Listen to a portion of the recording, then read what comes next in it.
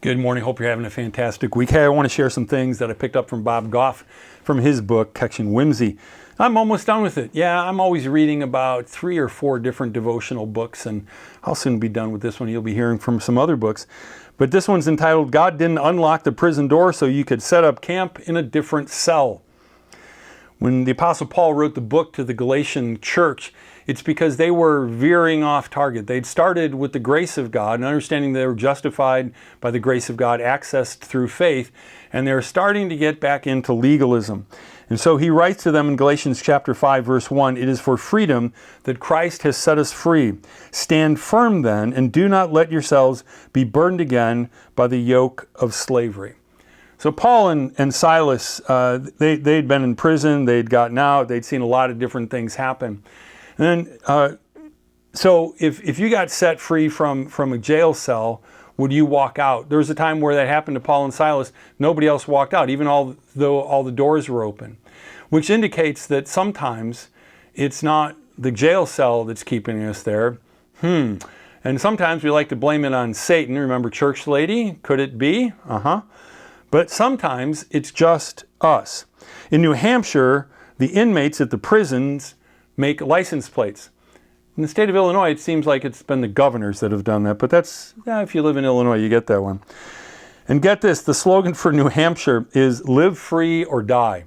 I think that's what you would call irony when you have the inmates doing that. The irony of this is inescapable, and yet many of us wake up each day in a prison of our own making. What's yours? Okay, too late for a New Year's resolution, but not too late to change. And how many of us, it's kind of like, okay, God's inviting me to change. God's opening up the prison door. God's making it possible for me to change. He's giving me freedom. But I've tried it 100 times before. That's why people don't like New Year's resolutions. I was with a group of people. Some of you might have been there.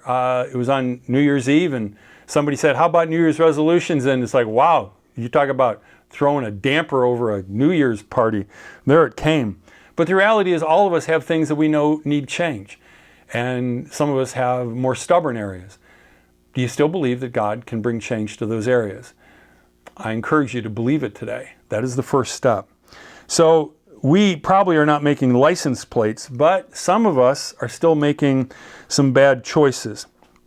Some of us are shackled by our opinions about what everybody else is thinking. Or some of us are stuck like in shackles because of our past. Choices that we made yesterday, 20 years ago. We're mired in old stories of who we once were. Jesus wants you free of that. Jesus has a future for you. I had a chance to share it with a young person just recently, that what it says in the book of Jeremiah for God's people is, I know the plans I have for you for a future and a hope. Jeremiah chapter 29. So, whoever you feel imprisoned by, know this, there is freedom and you hold the keys because of Jesus. But He doesn't force you out. He doesn't kick you out, but He invites you to move towards freedom. You can find freedom from your old ways and rewrite your story. And then Bob makes a reference to one of my favorite verses from the book of Philippians. But he says, if you're looking for a place to begin collecting your thoughts, start with Paul's tap on the shoulder, which he wrote while he was in prison, to the church in Philippi, and think about this. The Apostle Paul said, think about what is true, noble, right, pure, admirable, and excellence. If it's all those 6 things, if it helps you, in youth group about 35 years ago, we memorized an acronym, TNRPLA, TNRPLA. True, noble, right, pure, lovely, and excellent.